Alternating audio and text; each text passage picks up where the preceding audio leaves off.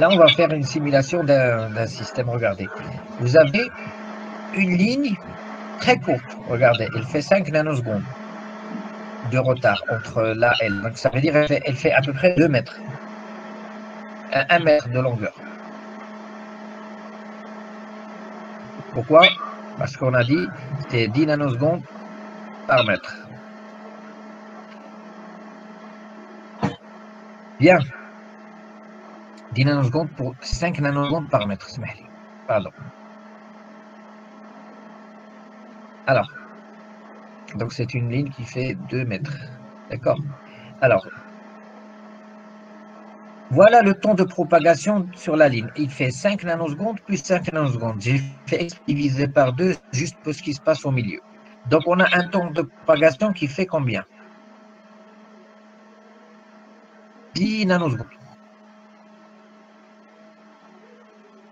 Alors qu'on a un temps de montée qui fait combien? Regardez le temps de montée. 100 nanosecondes. Donc, il fait 10 fois le temps de propagation. Donc, c'est un temps de montée qui est très, très long. C'est très, très long. On n'a pas besoin d'étudier les lignes, de tenir compte des lignes de transmission. La preuve, regardez, ici, je vais visualiser la tension à l'entrée de la ligne, au milieu de la ligne et à la sortie de la ligne. Regardez, c'est la même tension partout. Les trois, ils se superposent ici. Pourquoi? Ben, tout simplement parce que pour là, ils sont tellement près l'un de l'autre que ce n'est pas visible. Ça doit faire comme ça.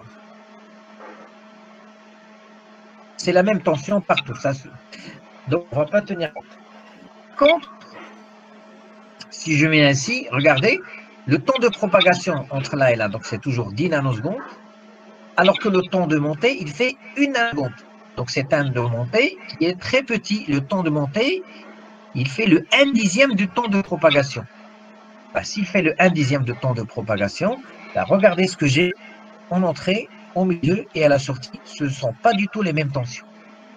Et on a tous les problèmes de réflexion et ainsi de suite. Donc il faudra tenir compte des effets de ligne de transmission. D'accord? Tout se joue sur le rapport. Ça, je ne pense pas que j'avais expliqué. Ici, vous avez le temps de propagation. Ici, vous avez le temps de montée. D'accord? Alors, dans cette zone-là, si le temps de propagation est plus grand que 10 fois le temps de montée, dans cette zone-là, obligatoirement, il faut tenir compte. Si le temps de montée est plus petit, d'accord? C'est égal à TP sur 10. Tm est égal à TP sur 10. D'accord? Dans ce cas-là, il n'y a pas de problème de ne pas tenir compte. Mais dans toute la zone qui est au milieu, si le temps de montée est égal à temps de propagation, pour moi, il faudra tenir compte. Distributed system, c'est une ligne qui est longue. Naya, c'est une ligne qui est courte. À partir de là, certainement, il faudra utiliser. Qu'est-ce que ça veut dire temps de propagation égal à la montée? C'est-à-dire que si vous regardez la ligne,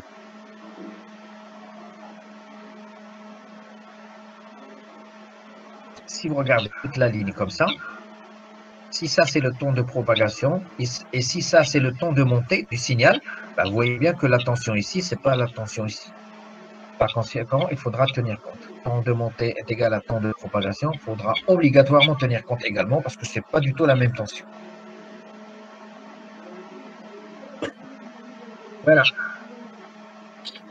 Alors, on passe à l'exercice suivant.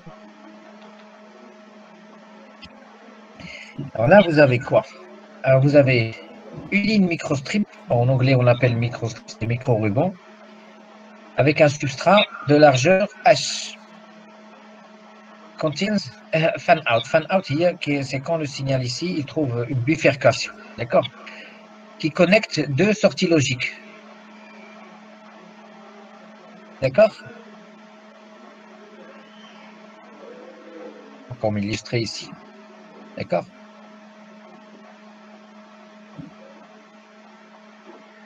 Alors, les valeurs de H et epsilon R sont fixées.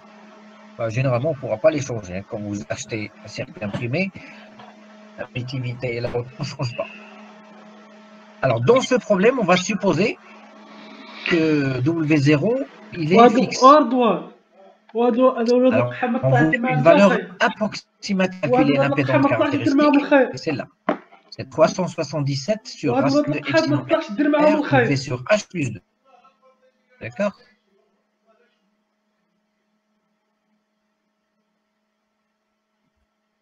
Alors, la question pose, voilà, c'est celle-là. Solve for the two traces, c'est-à-dire il faudra trouver W1 et W2. Pourquoi? En fonction de ces paramètres, et non d'autres impédances, pour avoir une impédance à ces sorties, ici.